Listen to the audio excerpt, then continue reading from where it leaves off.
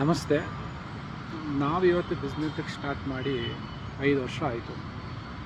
5 ವರ್ಷ ಆದಮೇಲೆ ನಾನು ಅಂದ್ಕೊಳ್ತಿದ್ದೀನಿ, ನಾವು ಬಿಸ್ನೆಸ್ಸಲ್ಲಿ ಯಾವ್ಯಾವ ಥರ ಕಷ್ಟಪಟ್ಟೋ ಅಥವಾ ಯಾವ್ಯಾವ ಥರ ಎಂಜಾಯ್ ಮಾಡಿದೋ ಆ ಥರ ಎಲ್ಲ ಹಂಚ್ಕೋಬೇಕು ಅಂತ ಅಂದ್ಕೊಳ್ತಾ ಇದ್ದೀನಿ.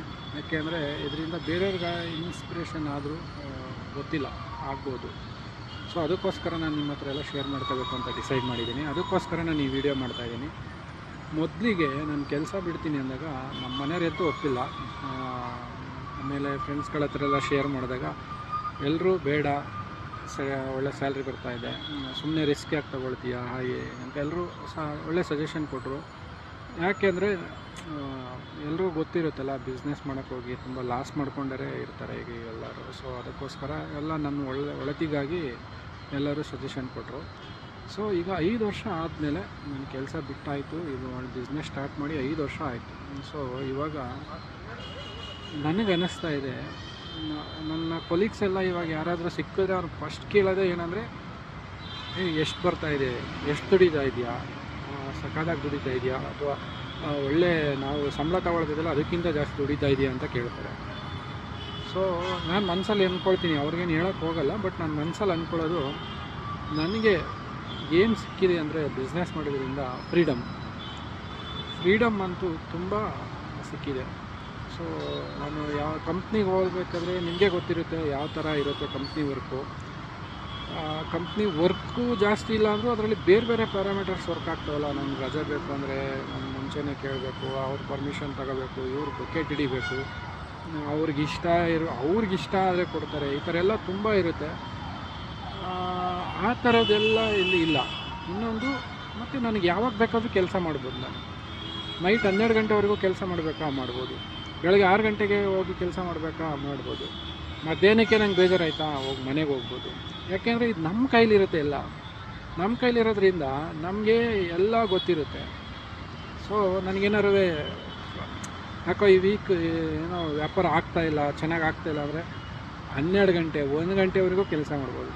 ಯಾಕೆಂದರೆ ಅದು ನಮ್ಮದಲ್ವಾ, ನಮಗೇನು ಅನಿಸಲ್ಲ. ಸೊ ಅದೇ ಕಂಪ್ನಿಗಳಲ್ಲಿ ಆ ಥರ ಇರೋಲ್ಲ. ಸೊ ಎಲ್ಲ ಒಂದು ಸಿಸ್ಟಮ್ ಇರುತ್ತೆ, ಸಿಸ್ಟಮ್ಗೆ ಕೆಲಸ ಮಾಡ್ತಾಯಿರ್ತೀವಿ. ಅಲ್ಲಿ ನಮಗೆ ಮನಸ್ತೃಪ್ತಿ ಇರಲ್ಲ. ಅದೇ ಇಲ್ಲಿ ನಾವು 12 ಗಂಟೆವರೆಗೂ ಕೆಲಸ ಮಾಡಿದ್ರೂ ಬೇಜಾರಾಗಲ್ಲ, ಬೆಳಗ್ಗೆ 5 ಗಂಟೆಗೆ ಎದ್ರೂ ಬೇಜಾರಾಗಲ್ಲ. ಯಾಕೆಂದರೆ ಅದು ನಮ್ಮದು ಅಂತ ಬರುತ್ತಲ್ಲ, ಆವಾಗ ತುಂಬ ಖುಷಿ ಇರುತ್ತೆ. ಸೊ ಇದೇ ಥರ ತುಂಬ ಇದೆ. ಸೊ ಇನ್ನು ಮುಂದೆ ಅದನ್ನು ಹೇಳ್ಕೊಂಡು ಹೋಗ್ತೀನಿ. ಸೊ ಈ ವಿಡಿಯೋ ಮುಂದೆ ಬರುತ್ತಲ್ಲ, ಅದು ಒಂದು ವಿಡಿಯೋನ ಕಂಟಿನ್ಯೂ ಆಗಿ ನೋಡಿ ದಯವಿಟ್ಟು, ಯಾರು ಸ್ಕಿಪ್ ಮಾಡಿಬಿಡಿ. ಯಾಕೆಂದರೆ ನಾವು ಕೆಲಸನ ಎಷ್ಟು ಎಂಜಾಯ್ ಮಾಡ್ಕೊಂಡು ಮಾಡ್ತಾಯಿದ್ದೀವಿ ಅಂತಂದರೆ ತುಂಬ ಖುಷಿಯಾಗುತ್ತೆ. ನನಗೆ ದುಡ್ಡು ಬರ್ತಾ ಇದೆಯೋ ಇಲ್ವೋ ಅದು ನೆಕ್ಸ್ಟು, ಬಟ್ ನಾವು ಮಾಡೋ ಕೆಲಸದಲ್ಲಿ, ನಾವು ಮಾಡೋ ಬಿಸ್ನೆಸ್ಸಲ್ಲಿ ನಾನು ನಮ್ಮ ಪಾರ್ಟ್ನರು ತುಂಬ ಖುಷಿಯಿಂದ ಕೆಲಸ ಮಾಡ್ತಾಯಿದ್ದೀವಿ. ತುಂಬ ಫ್ರೀಡಮ್ ಇದೆ. ಮೊದಲಿಗೆ ನಾನು ಯಾಕೆ ಫ್ರೀಡಮ್ನ ಒತ್ತಿ ಹೇಳ್ತಾಯಿದ್ದೀನಿ ಅಂದರೆ, ಒಬ್ಬ ಮನುಷ್ಯನಿಗೆ ಫ್ರೀಡಮ್ ಅನ್ನೋದು ತುಂಬ ಮುಖ್ಯ. ಸೊ ಅದಕ್ಕೋಸ್ಕರ ಬಿಸ್ನೆಸ್ ಮಾಡೋದ್ರಿಂದ ಮೊದಲಿಗೆ ಸಿಗೋದೇನೆಂದರೆ ಫ್ರೀಡಮ್. ಸೊ ಅದು ನಮಗೆ ತುಂಬ ಸಿಕ್ಕಿದೆ, ಅದ್ರ ಬಗ್ಗೆ ನಮಗೆ ತುಂಬ ತೃಪ್ತಿ ಇದೆ. ಸೊ ಇನ್ನು ಮುಂದೆ ಬರೋ ಒಂದು ವಿಡಿಯೋನ, ಅಂದರೆ ನಾವು ಕೆಲಸ ಮಾಡುವಾಗ ಇದಕ್ಕೊಂದು ಹೇಳ್ಬಿಡ್ತೀನಿ, ನಾವು ಡೆಲಿವರಿ ಕೊಡೋದು ಇರುತ್ತೆ. ಕೆಲವೊಂದನ್ನು ನಾವು ಕೊರಿಯರ್ ಕಳಿಸ್ತೀವಿ, ಕೆಲವೊಂದನ್ನು ಇಲ್ಲೇ ಲೋಕಲ್ ಡೆಲಿವರಿಗಳು ಕಳಿಸ್ತೀವಿ.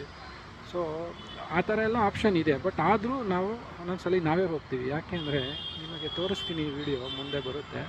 ಸೊ ಆ ಬರೋ ವಿಡಿಯೋದಲ್ಲಿ ನಿಮಗೆ ಅರ್ಥ ಆಗುತ್ತೆ ನಾವು ಯಾಕೆ ಹೋಗ್ತೀವಿ. ಬೆಳಗ್ಗೆ 5 ಗಂಟೆಗೆ ಎದ್ದು ನಾನು ನಮ್ಮ ಪಾರ್ಟ್ನರ್ ಹೋಗ್ತೀವಿ. ಯಾಕೆಂದರೆ ಆ ಪ್ರಕೃತಿ ಸೌಂದರ್ಯನೇ ಸವಿಯೋಕ್ಕೆ.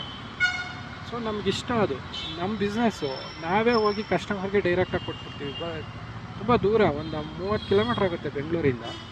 ನಾವಿರೋ ಲೊಕೇಶನಿಂದ 30 ಕಿಲೋಮೀಟ್ರ್, ಆದರೂ ನಾವೇ ಹೋಗ್ತೀವಿ. ಯಾಕೆ ಅಂದರೆ ನಮಗೆ ಆ ಸೌಂದರ್ಯ ಇಷ್ಟ, ಪ್ರಕೃತಿ ಸೌಂದರ್ಯ ಇಷ್ಟ. ಸೊ ಅದಕ್ಕೆ ಹೋಗ್ತೀವಿ. ನಮ್ಮ ಕೆಲಸನೂ ಆಗುತ್ತೆ, ಮತ್ತು ನಮಗೆ ಅದ್ರ ಜೊತೆಗೆ ಈ ಥರ ಪ್ರಕೃತಿ ಸೌಂದರ್ಯ ಮತ್ತು ಬೇರೆ ಮನಸ್ತೃಪ್ತಿ ಎಲ್ಲ ಸಿಗುತ್ತೆ. ಅದರಿಂದ ನಾನು ಹೇಳೋದು, ಬಿಸ್ನೆಸ್ನ ಮಾಡಬೇಕು. ಪ್ರತಿಯೊಬ್ಬರು ಬಿಸ್ನೆಸ್ ಬಗ್ಗೆ ಐಡಿಯಾ ಬರಬೇಕು. ಸೊ ಲಾಸ್ ಆಗಲಿ ಪರವಾಗಿಲ್ಲ, ಆದರೆ ಮುಂದೆ ಒಂದಿನ ಅದರಿಂದ ಒಂದು ಒಳ್ಳೆ ಪಾಠ ಕಲ್ತಿರ್ತೀವಿ. ಅದರಿಂದ ಇನ್ನೊಂದು ಬಿಸ್ನೆಸ್ ಶುರುವಾಗುತ್ತೆ. 100% ಇದು ಸತ್ಯ.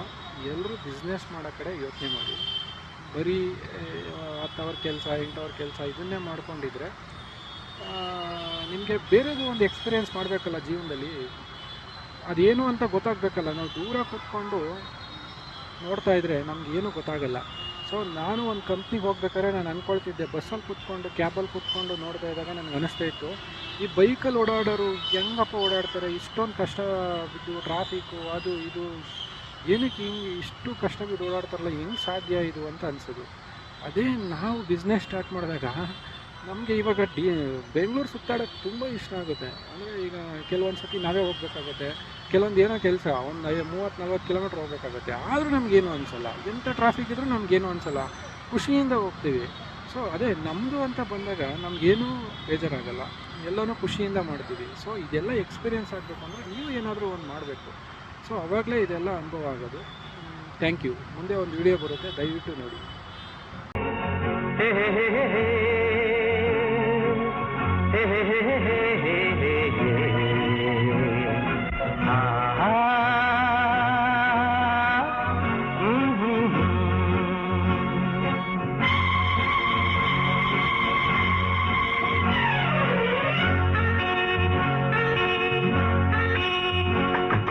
ಮಾನಿಗೊಂದು ಎಲ್ಲೆಯಲ್ಲಿದೆ ನಿನ್ನಾಸೆಗೆಲ್ಲಿ ಕೊನೆಯಿದೆ, ಏಕೆ ಕನಸು ಕಾಣುವೆ, ನಿಧಾನಿಸು ನಿಧಾನಿಸು. ಮಾನಿಗೊಂದು ಎಲ್ಲೆಯಲ್ಲಿದೆ ನಿನ್ನಾಸೆಗೆಲ್ಲಿ ಕೊನೆಯಿದೆ, ಏಕೆ ಕನಸು ಕಾಣುವೆ, ನಿಧಾನಿಸು ನಿಧಾನಿಸು.